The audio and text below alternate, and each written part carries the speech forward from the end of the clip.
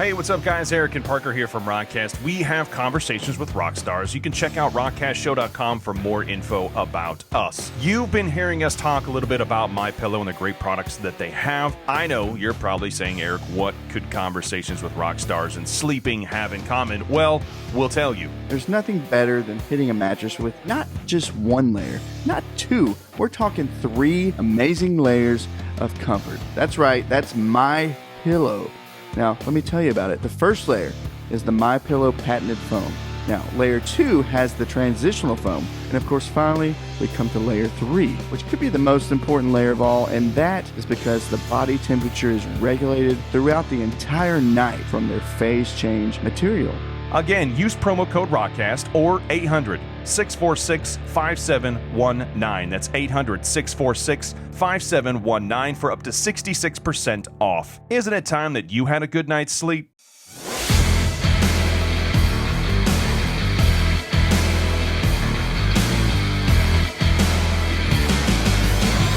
Perfect.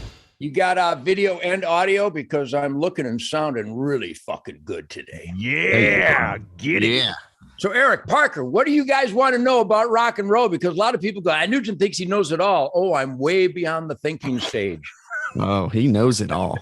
Freaking knows it.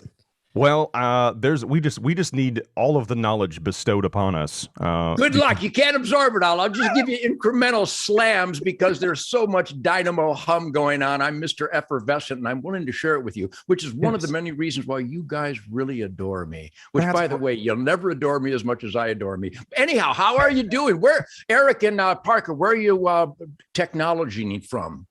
Nashville. Well, we're in Nashville right now. Nashville will do. That's a suburb of San Francisco, I think. But I'm bringing you greetings from America. Yes. Hey, I'm digging the beard, man. I like it. Yeah, it's a little silver thing. I got a little Santa Claus thing going on. You know, it's the hunting season. I'm just up to my ass in gut piles and blood trails and bloody arrows. The dogs are so happy. When the dogs are happy, I'm happy. And I got this little Natty Bumpo thing. You know who Natty Bumpo was? The last of the week. Anyhow, I got this Spirit of the Wild erection going on that starts in mid-August, never ends, by the way. But this is the tail end of the hunting season, so I'm pretty damn happy. Nice. Yeah. Nice. Well, I'm just trying to get with your people here just to make sure we're all good. We're all good now. They wanted to make sure that we're good, so I think we're good. Oh, yeah, good. Let her rip. You missed all the good shit. You should have been recording all this. My opening volley is always the most dynamo. Oh, we got it. It's recorded. All right, you got it. Hallelujah. Yeah, we're The good. salutations are always the most spontaneous. And of course, if you guys are going to delve into the world of rock and roll, spontaneity is the cat's ass. Yeah. Look, we're pros here. We're ready. Is the cat's ass puckered or is it just relaxed? Well, when I'm around, it's relaxed. But if you play country music, it really puckers up, man. That damn country music. I don't know. I heard some country music here recently. I think I was at a state fair next to the corn dog stand, and there was a Ferris wheel going around. And in between the squeak, I think I heard some country licks. Nice. Okay. Which is just disgusting. But anyhow, go ahead. Yeah. Well, that's not what we're going to do here. We're going to be far away from that. It's going to be good. So I guess we should probably start the show. We're on a limited time schedule here. I've already started. Can you guys hear this guitar?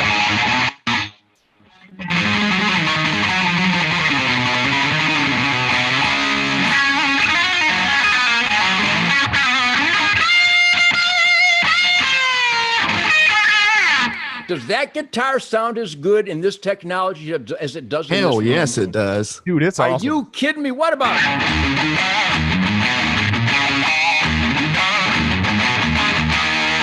what? I mean, I can hardly stand myself. I played this at Gibson Birdland from Kalamazoo, Michigan, and it literally calls my name, and she and I have an intimate relationship. How about the sound of that guitar? I mean, does it?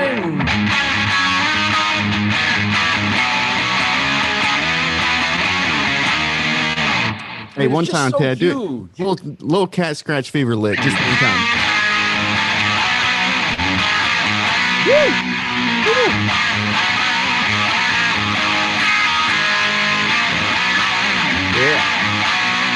See, it's all in the. All these white guys just destroy with their. Come on, get black like a Motown funk.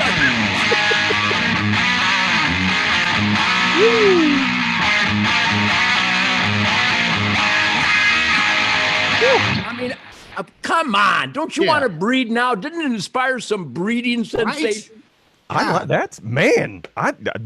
We could stop now and it'd be good. Well, it's so my licks are so cool. I mean, I just got in. I checked my traps. I wore the dogs out. I shot a couple dozen arrows. I trained with my Glock 10 millimeter, and boy, I'm really good. Anyhow, when I get away from that outdoor phenomena, which I never do, but when I get into my man cave cuckoo's nest and the birdland jumps into my face, Oh, dude. just these killer primal, spontaneous, the samurai thing of too many minds. When I pick up the guitar, I do not have too many minds. Right.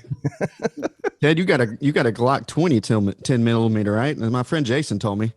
Yeah, I got an arsenal of those. Never run. I have too many guns. Nobody ever said. Right. Yeah, right. 45-70 Are lever you talking gun. about on the premises or on my belt? Because yes, I started carrying the 10 millimeter once the FBI blew it down in Miami.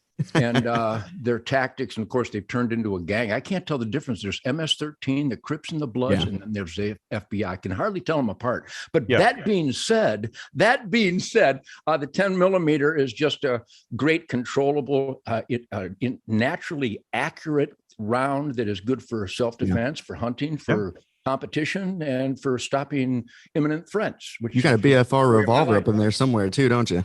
Say again? You got a BFR revolver in there somewhere, don't you? In that room. Think, 45-70 when I fucking bam. My, we need to start this show, Ted. We got to start the show. We have to start. I've already started. I'm sorry you guys can't catch up. Give it your best shot. Do it. You are just on it today, and I'm going to tell you this. This is early. This is all going in the show, but this is early. I would. This is the essence of it. It is the show.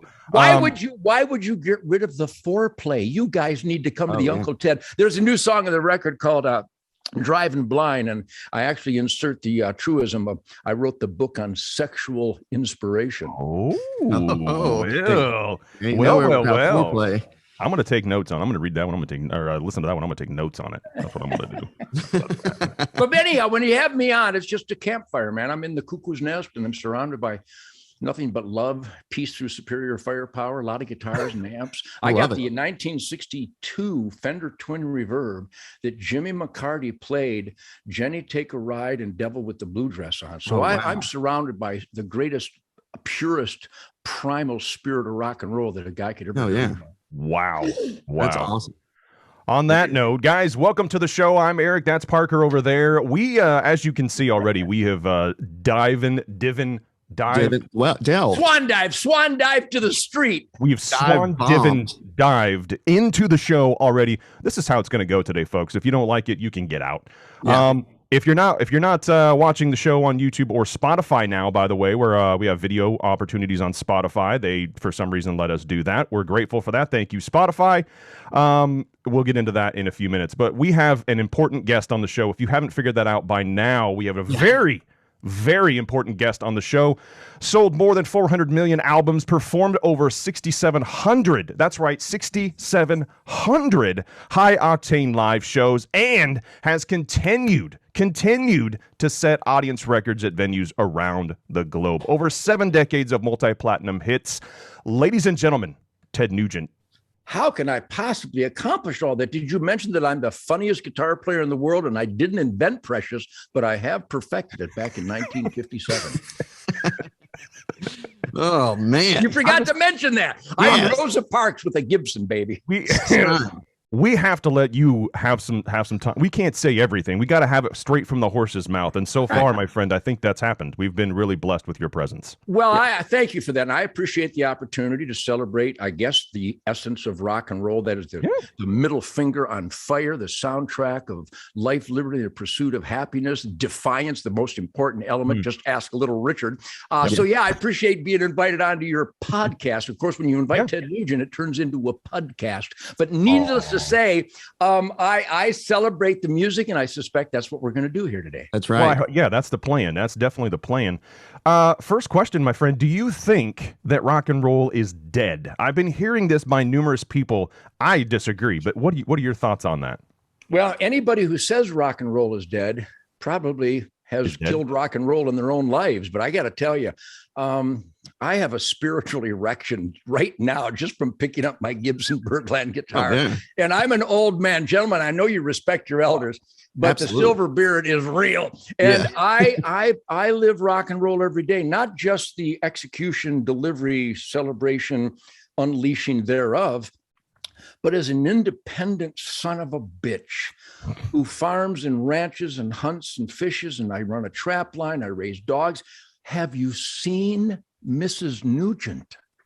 If that's not rock and roll, I pray for thee. The point is that in my world, and I know we need to compartmentalize, especially I don't know what your rules are here, but in clusterfuck 22 and clusterfuck 21 and clusterfuck 20, it is a royal flame throwing clusterfuck. And I am not here to douse the flames, but rather fan them. Yes. So my origins in Detroit, inspired by Chuck Berry, Bo Diddley, Little Richard, all these fire-breathing, defiant musical monsters that invented this outrageous, uppity, unprecedented, electric, throttling, animal breeding soundtrack. I'm an old man. I'm 73 years old, but I've been clean and sober for 73 years, which means everything still works pretty good. And of course, I can't play country music because I still have a dick. My point being is that I live the rock and roll life, without question, more celebratory, more passionately. Think of the words I'm using, because you've seen Ted Nugent with the Amboy Dukes and the damn Yankees and my my bands. Oh my God, my bands, my rhythm sections from 1958 on.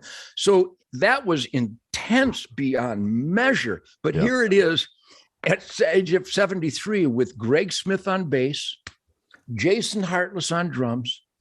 Every time we plug in and unleash my favorite songs, which are all my songs, and what those guys, the heart and soul those guys put into it, rock and roll is not only not dead, it's more intense, it's more fire breathing, it's more fun, it's tighter, it's more authoritative, it's more dynamic. And remember, I know that's awfully cocky, which I'm really, really good at. But I learned from Little Richard, and if you can show me something more cocky than Little Richard, be sure you send me there. So my point is if rock and roll is dead in your life, that's a damn shame. That means you're probably comfortably numb, which is actually uncomfortably dumb. But those of us who live life passionately and still pursue a musical delivery of our heart and soul, like Greg and Jason do, and again, all my musicians, we could list my musicians. Well, I think God loves me more than he loves you. He's given me these incredible virtuosos with work ethic that Hercules would be jealous of. My bands have always been the man in the arena. So here it is, Clusterfuck 22. I have a brand new record, Detroit Muscle. It's like the A10 warthog of rock and roll. So no, rock and roll is not dead. In fact, I have to wrestle the son of a bitch into submission every night, and I fail miserably, which is perfect. Yeah. Yes, man. This is awesome. Do you think though that there in today's world that there is that rock and roll's rebellion has left in a lot of people? Does that make sense? And I understand people that think it's dead. I love Gene Simmons, and I know that's a quote from him. Yeah. But again, and he's real rock and roll. I love the guy. I think Kiss is as real as outrage, fun rock and roll gets. Sure. That being said, and I'm not criticizing them because I adore them. Yeah. They're the real McCoy, and I know it's got an intense, outrageous cartoon element with the makeup and the costumes, which is awesome. Yep. I wore a loincloth and rode a buffalo on stage, so I have no place to criticize anybody. And awesome. Bruce Springsteen has put out enough makeup so people believe he's for every man. My point being is that I know that there's a Foo Fighters, which is the real McCoy, but it's not new. Yep. And I know there's a Greta Van Fleet from Michigan, of course. Yeah. But I know that right now, Kid Rock breathes fire. That's why he's got Grand Funk Railroad and Foreigner on the road. That's why when Cheap Trick perform, or AC/DC performs, or ZZ Top performs, or Tim Montana performs, or this guy named Michael Austin who thinks he's country. No, I don't think he thinks he's country. These guys, I just got a text from Toby Keith. We're setting up a quail hunt. Cool. These guys are the essence Their bands are rhythm and blues bands. They're rock and rollers, which is why they're so frustrated every night, which is why Toby Keith plays Stranglehold every night. they must unleash the beast. God. Yes, if you accept the tyrannical Nazi forced wearing of a mask, Right. then I suppose you can be a sheep. Right. Yeah. So mankind is capable of all kinds of idiotic decisions. And we're witnessing it. We got this prick in the White House that manifests the apathy, the self-inflicted curse of disconnect from the sacred experiment in self-government. But in the world of real music lovers, every night on stage, every gig is the most important. Every song, I can't wait to play these fucking songs. Who wouldn't want to play Dog Eat Dog and Wang Dang Sweet Poon? I pity the rest of the bands because they haven't got a Wang Dang Sweet Poon Tang. I got the only one. But by the way, let's just unleash that lick because Yes. let's talk about. I mean, Wang Dang, get it.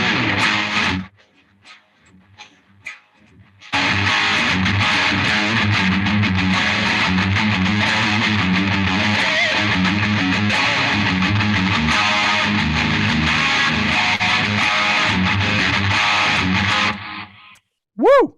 How do you not go berserk in anticipation to play these songs? Yeah. And by the way, that's how Kid Rock and his band approaches it. Yeah. I know that's how Toby Keith approaches it. He hasn't got a Wang Dang. No, He he doesn't. wishes. That's why they play Stranglehold every night. But he loves his music. It really does reflect the statements and his belief system. You know, sometimes you abandon belief system. You just let out a beast of apolitical, middle finger, fun, doesn't matter, red cup, whatever. But in this world, for me to be able to say 100% honestly and accurately that my greatest tour in my life was 2019. Ooh. And we were going to do it again in 20 and 21, but the communists that infest our government wouldn't let us.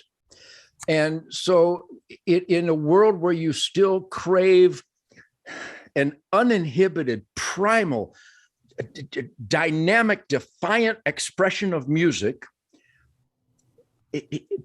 rock and roll is as powerful. And no, not as powerful. It's more powerful. You should have been in the barn when we recorded Detroit Muscle. It was like a bunch of horny teenagers with their first piece of ass.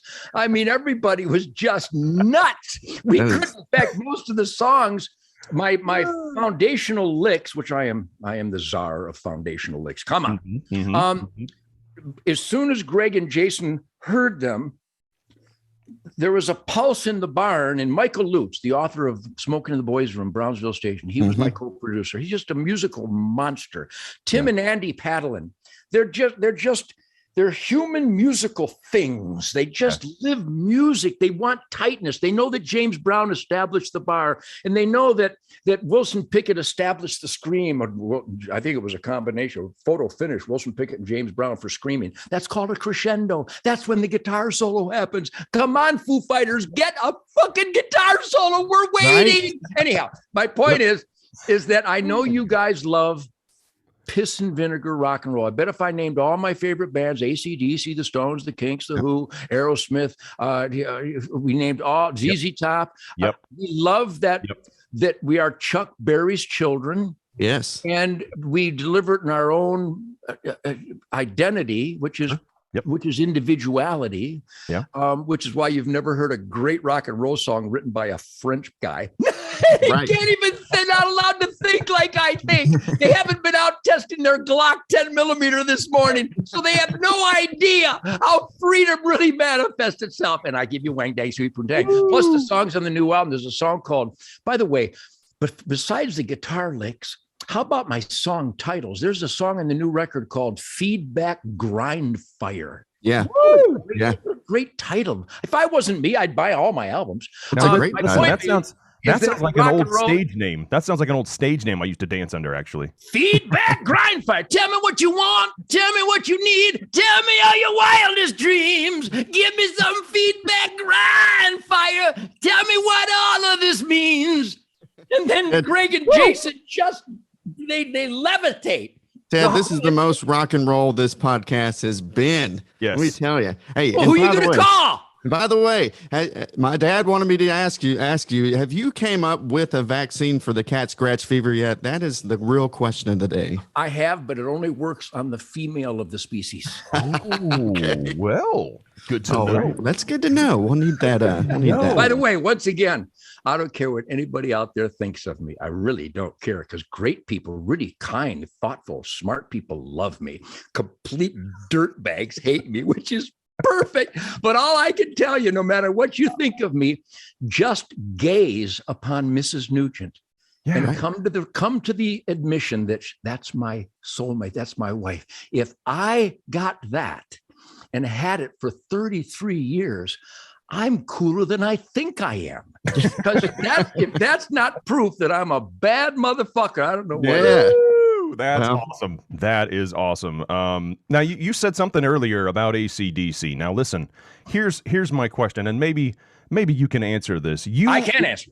It's now I did some research on the interwebs, so it's true because it's on the internet, right? So it's said that you had turned down offers from AC/DC and Leonard Skinner to come hang with them. Is this truth? No, I mean, well, I never was offered a hangout, but I did hang out with them. I was recording Weekend Warriors at Miami studio, the Criteria studio. See, I got a good memory. That's what happens when you do poison yourself. And Bon Scott would come every day. They were recording Highway to Hell. AC/DC's first 3 tours in North America were opening for me. Wow. I mean, did the interweb tell you that? And just like everybody goes, well, the first Van Halen tours were opening for Black Sabbath. No, they weren't. They were opening for me. But my point is that I've had a great relationship with the world's greatest musicians, the world's greatest bands that ever walked the earth. I never played with the Beatles or the Stones. I've met the guys, and I hung out at Studio 54 on a weekend with Keith Richards one time, and that's a whole nother podcast. But and I love the guy. But anyhow, that proves my whole theory that clean and sober is really good for you. Anyhow, my point being is that no, I've hung out with all these guys. Now, I don't smoke dope because I'm not a big fan of drooling. The drool and the spittle and the throwing up and the stumbling and not remembering an evening, because God gave me an evening, and you know what I'm going to do? I'm going to maximize it. And I'm going to remember it. Yes. So Bon Scott would come into the Criteria, Jack Daniels every day. Hey, Dad, you got to loosen up. I said, Bon, if I was any looser, I'd spill. I said, I don't need. And by the way, I think you peed your pants. And by the way, I revere the guy. What a force. Right. What a great guy. Nicest guy. I told Bon Scott it was going to kill him. I told John Belushi it was going to kill him. I told Jimi Hendrix it was going to kill him. I told Keith Moon it was going to kill him. Jimi Hendrix, really? I mean, I turned down their drugs and their alcohol because they were drooling and they couldn't form syllables, kind of almost like the president having a syllable off with Ozzy. And I love Ozzy. I don't love the president, but I love Ozzy. So I've always prioritized, but no, I've never turned down. But, they go, Nugent doesn't party. Oh, I party, but not with drugs or men. Oh, right. Okay.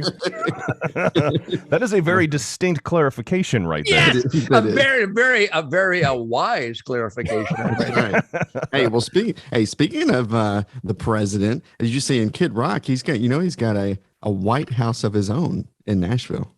How about that? Well, did Kid Rock learn the Uncle Ted Motor City Madman lessons or what? He is the real McCoy. And if anybody ever wanted to know what Detroit is, it's so easy. You start with the Motown Funk Brothers, the Motown Spirit, the Motown Soulful Authority, which gave us Mitch Ryder and the Detroit Wheels in unequaled, by the way. Never equal, except by my band. Of course. The Detroit, Bob Seger. Even though Grand Funk was from Flint, it's still a Michigan, Detroit piss and vinegar fest. Yep. And bands you may have never heard of course, real rockers you probably have, the Scott Richardson Case, Dick Wagner and the Frost, even the Rationals. Oh my God, what musical monsters these guys were. Iggy and the Stooges, not so much. I mean, they didn't play good. They were always stoned. They were loose. It was like folk music through an amplifier, which is I could never perform like that. I could never perform like that. I couldn't perform like that. There's no way. No, nobody can. What? Keith Richards can. Keith Richards has got it down to a ballet. He's like the comfortably numb ballerina. I love the guy. And boy, talking about guitar licks and musical forces that have enriched our lives. I mean, here's a guy that's completely opposite of me when it comes to substance abuse. But he's given us, and Jimmy, I'm sure he wrote Purple Haze on acid. But I also know I don't know about a fact. I'm not a scientist, but I'm probably smarter than most of them, Fauci. So I've witnessed these geniuses, and I jam with Jimmy, and I opened up the Amboy Dukes opened up for the Who at the Southfield High School in 1969. I hung out with these guys, and gentlemen, and everybody listening and watching.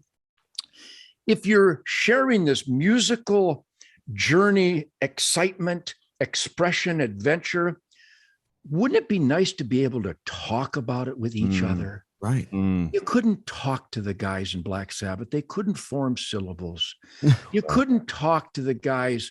And again, I revere AC/DC, and I love that. Thank you, everybody, for enriching our lives with your incredible music. But wouldn't it be nice on tour with Aerosmith to have a conversation?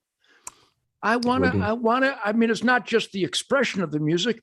It should be a campfire. That's why I love Tim Montana, and I love Billy Gibbons. I love Kid Rock. And I know they all indulge to some degree. All right, fine.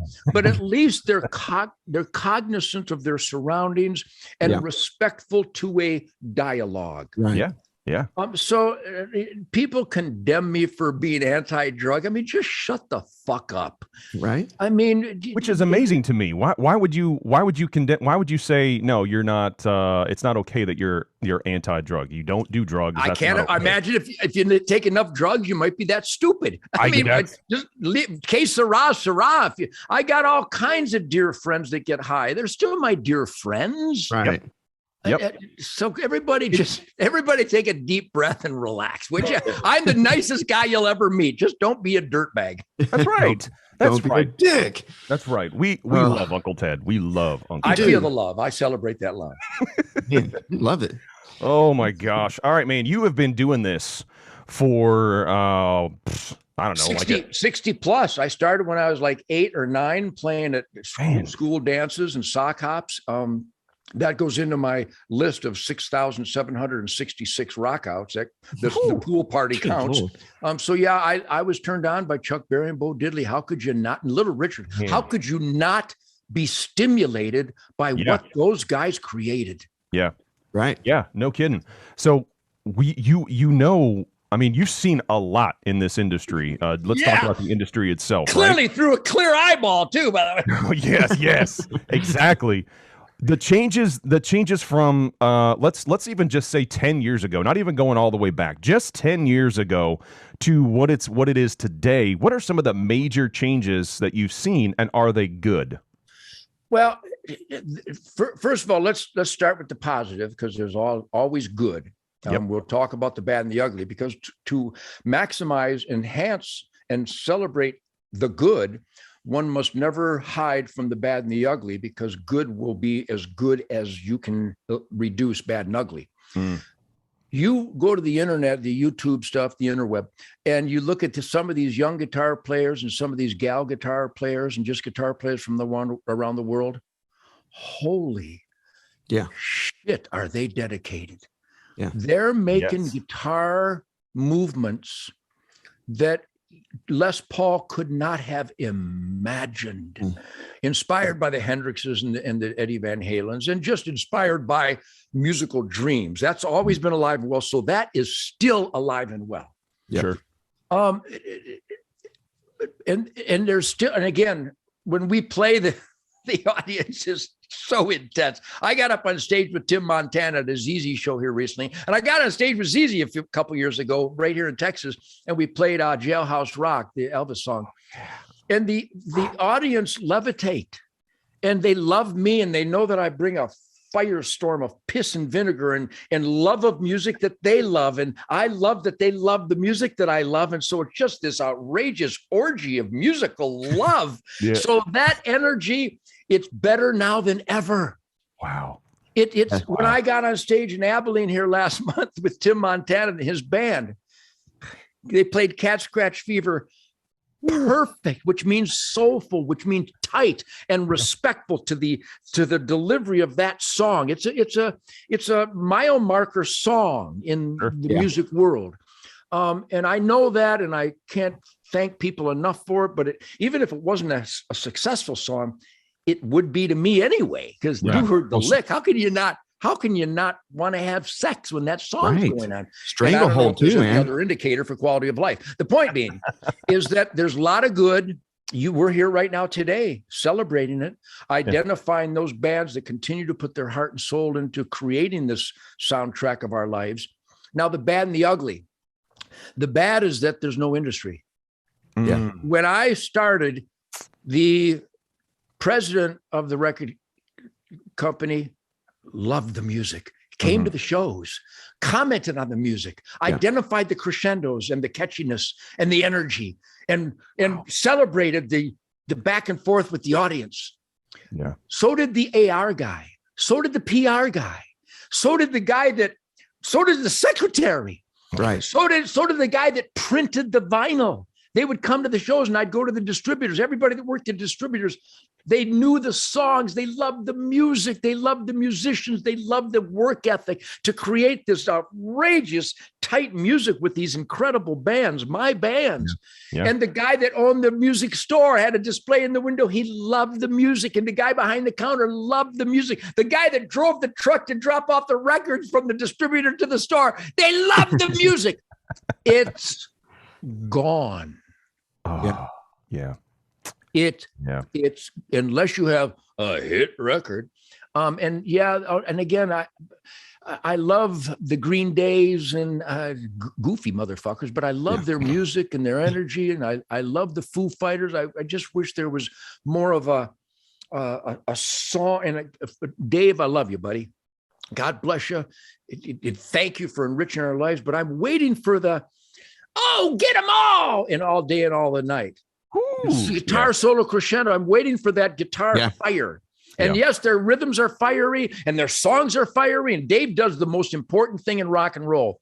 His forehead veins pop. They do. As long as the forehead veins pop, Little Richard, Jerry Lee Lewis, as long as the forehead veins are popping, Mitch Ryder and Wilson Pickett, then you're making me happy. But you know what I mean? I don't think, and again, it's not about the money, but if I sell 1,000 apples and it costs me $1,000 to grow them and I make $2,000 and I got to pay the guy to help me sell them and make sure that they're taken care of so there's no bruises, the profit's mine.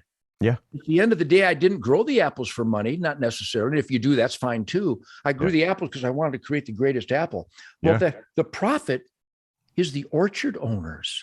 Yeah. Well, if there's no profit, if you're getting a penny when Spotify plays your song 50 times, who's going to spend all that time in the basement jamming and cultivating and pursuing musical statements from the heart that will be successful? Yeah. It doesn't, I've never sat down and wrote a song. Never in my life. I have no paper and pencil.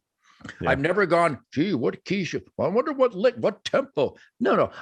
I don't write songs. I ejaculate them. The guitar makes me say this. Yes. And the way the rhythm of the guitar lick happens makes my syllables and cadence occur. Oh, yes. So, and you know why? Because I can't stop.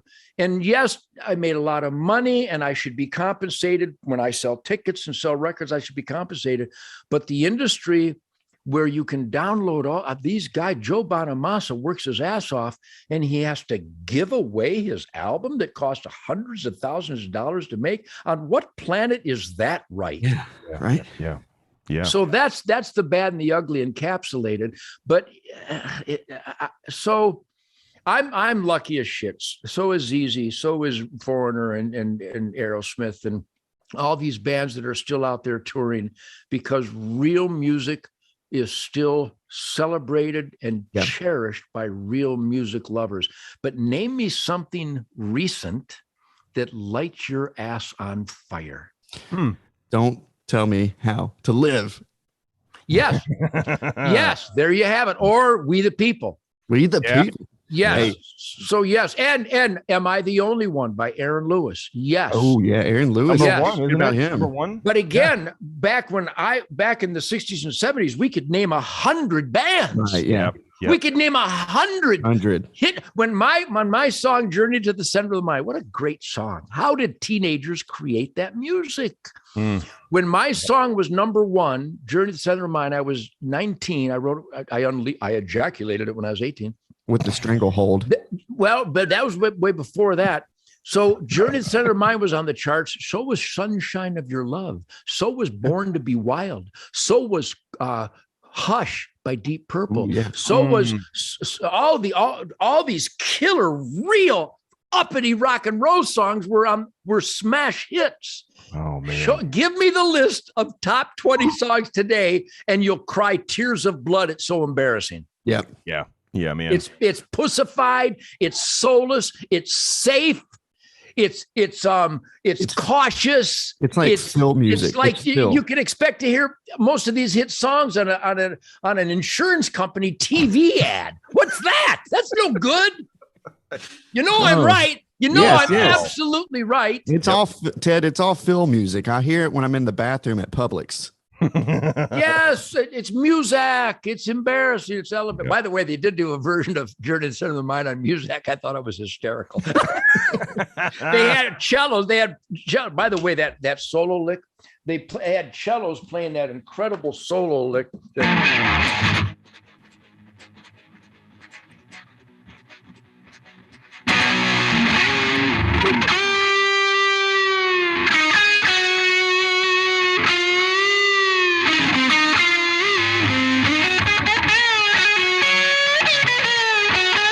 I was 18 years old. Where did I come up with that?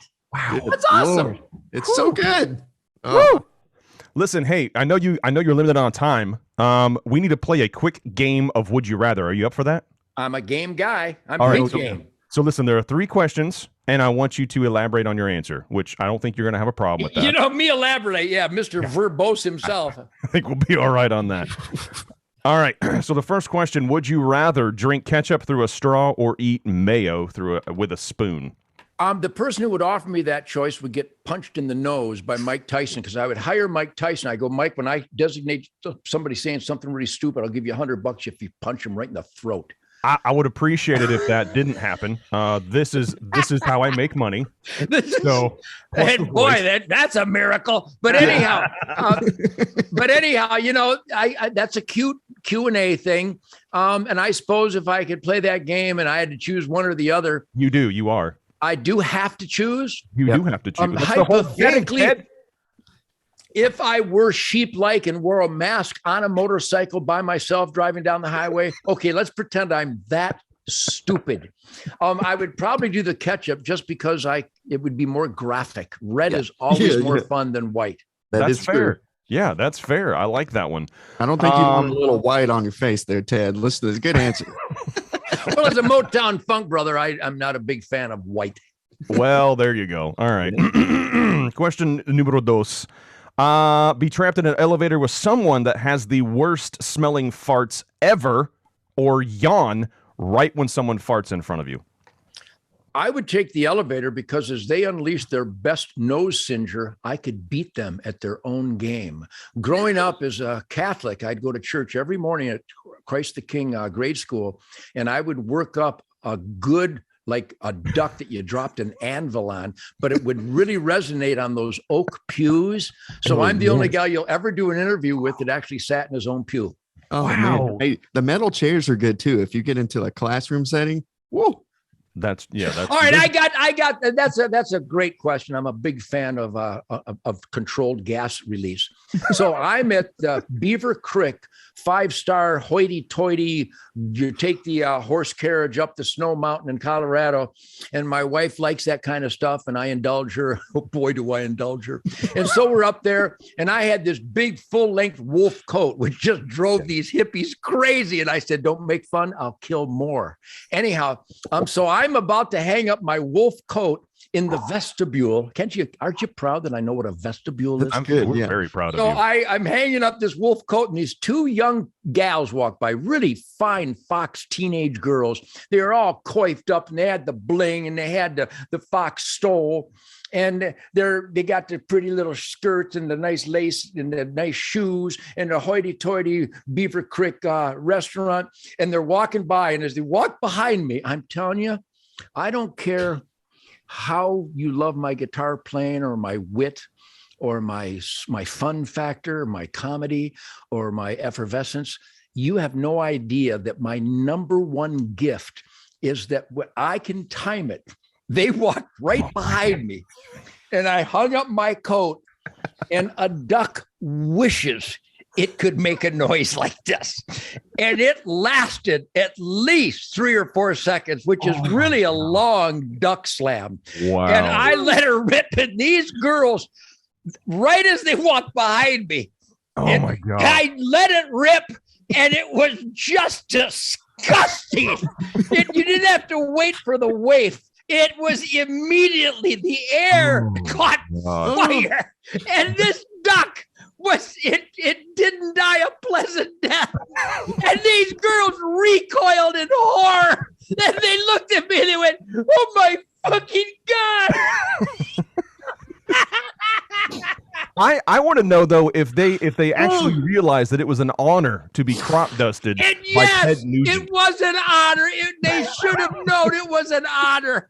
But I'm telling you, gosh. there's I don't know if there's been a more effective fart in the history of ass gas.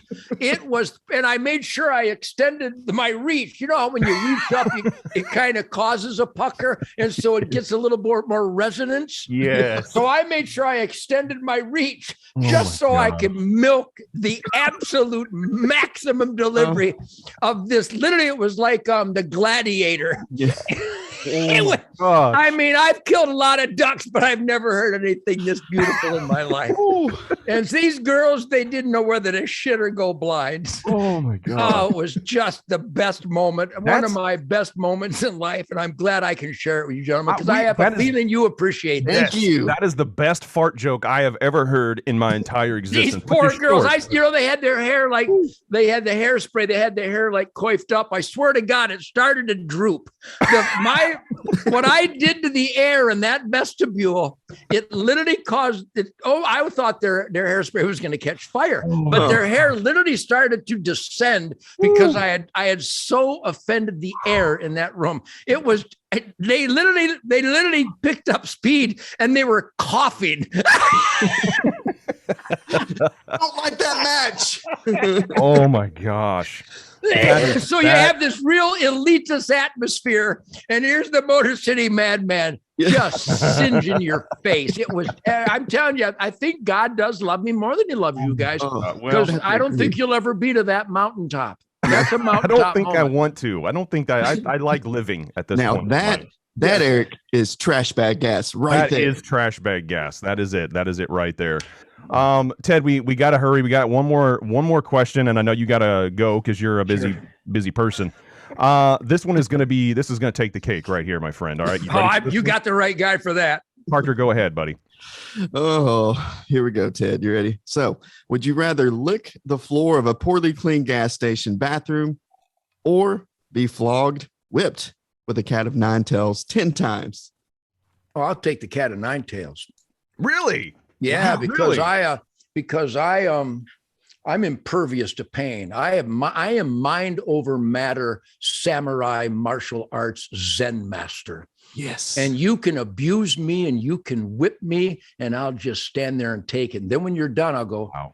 Are you done? Was that it? That's your best shot? That's all and you I'd got? take that cat of nine tails and I'd bend that motherfucker over and wad it up in a fucking ball and I'd shove it up his ass. In fact, I'd call 6 or 7 of my big Detroit black buddies to get a pool cue and just ramrod it up his ass just to get even. And I could bleed all day, but I'd be the happiest son of a bitch you ever met.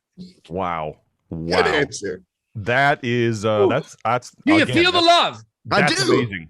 That is amazing. We I don't think we can do any better than what we've already done. I think now listen, Ted, we would love to have a longer conversation at some point with you because there's so many questions that we have. Sure. Well, we got at least 10 minutes. Go ahead. Well, Do we? hey, maybe we spend some time out in the field because look, Ted, I've never hunted in my life. Never. Oh my hunted. God, I can tell. That's why your hair's standing up like That's that. right.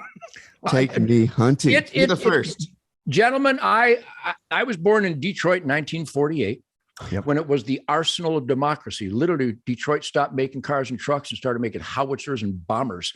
So there was a work ethic and a celebration of the unambiguous, irrefutable good of freedom over the evil of the Japanese emperor and the Nazis. It was a moment in the human history of undeniable good defeating undeniable evil.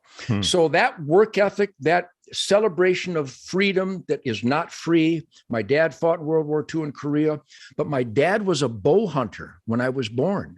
He was following a great man named Fred Bear. And I don't know if you guys are aware of the song Fred Bear, but you better be. It's a tribute. It's a tribute to a great man who I loved and revered and celebrated. And he embraced me as a young boy in Michigan. And Fred Bear was the founding father of the rebirth of bow hunting, which is the mystical flight of the arrow, the definitive spiritual relationship with God's creation to reverentially dedicate ourselves to cleanly and humanely kill the surplus to feed our families and fellow man. It's so pure. It's as pure as birth and death. Hunting is one of the last pure beneficial responsibilities for environmental upgrade available to mankind. So I got to tell you, Parker, a lot of people think, well, it's recreation. Well, it certainly does recreate. Yeah. It recreates the spirit, but it is a responsibility to make room for next year's fawns and calves. Right. And the habitat doesn't expand every year, but the animals do. So you will find that it's fun, it's challenging, especially when you get into archery, because in fact, I'll tell you what, I can do that right here. I do this about 20 times a day. There is a discipline that is directly linked to my primal uninhibited guitar delivery and celebration that really is the consummate being one with creation. And it's you. You can't rely on anybody else. Graceful. And when you can deliver that arrow to your desirable point of impact, it's an indicator, and I believe a definitive indicator of delivering your life in the direction that you control. Wow. Yeah. So it's serious stuff, but it's also fun. Right. And it's exhilarating. And when I do that every day, and when I that's why my guitar licks at the age of 73 are as primal as the 10-year-old in the garage in Detroit, because I'm purified in the outdoors. And when I shoot my bow and arrow, there's no world. There's no communists. There's no Faucis. There's no Pelosi's. There's no crime. It's literally orchestrated crime. There's no orchestrated invasion of my country. Right about here, perfect. Zen, spirit, oneness. And then you pick up the guitar and I come up with these dangerous, sexy licks. My point being is that you would fall in love with it. You would literally fall in love with the spirit of the wild, which is a huge force in my life and tens of millions of American families. Yeah. Well, I think when you need to come to Nashville and you need to take us out and Huh. We'll come to you or something. We need to go. We'll figure out something. I got a bunch of buddies. I think John Rich is in Nashville. Kid Rock's in Nashville. Tim Montana's in Nashville. Tommy Shaw's in Nashville. Almost everybody's moving to Nashville, which is why I ain't moving to Nashville. But I do love when we play the Ryman Theater, the Ricochet. Oh my God. My band. Once again, the new album is Detroit Muscle, Greg Smith on bass guitar. Jeez, oh God. American Campfire's coming out too, right? Or is it out have you already? heard that? What a lick. Yes. What a stupid, crazy, powerful lick. Here I mean, come on.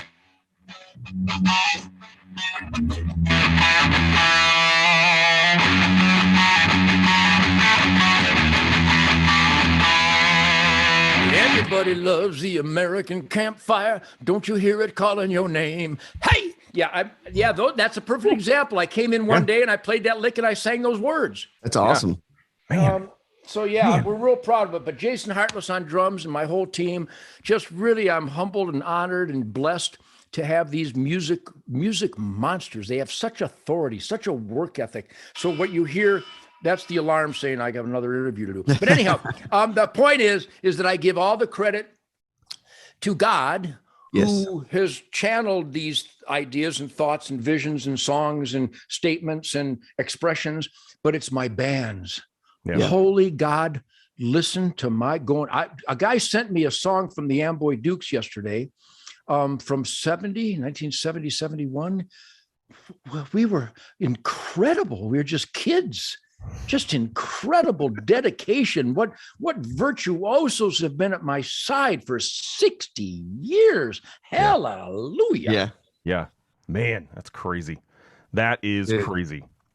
Listen, we got to go because I'm getting yelled at by your people. So we have to go. I like our relationship with your people because they brought us you. So they're great. By Linda is like the General Patton of Ted Nugent's army. She is the logistician from hell. So God bless Linda and everybody else. I love it. Thank you so much for checking out the show. Ted Nugent, Parker, myself, Eric right here. Thank you so much this has been a weird show and I love every single freaking minute of it. That's the point of this. That's why we do this.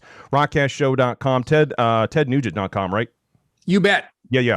Go check that out. New album, Detroit Muscle, and American Campfire single is out now. Go check those out. Thanks, guys. We appreciate it. Follow us everywhere. We'll see you next time. God bless you guys. Thanks much, man.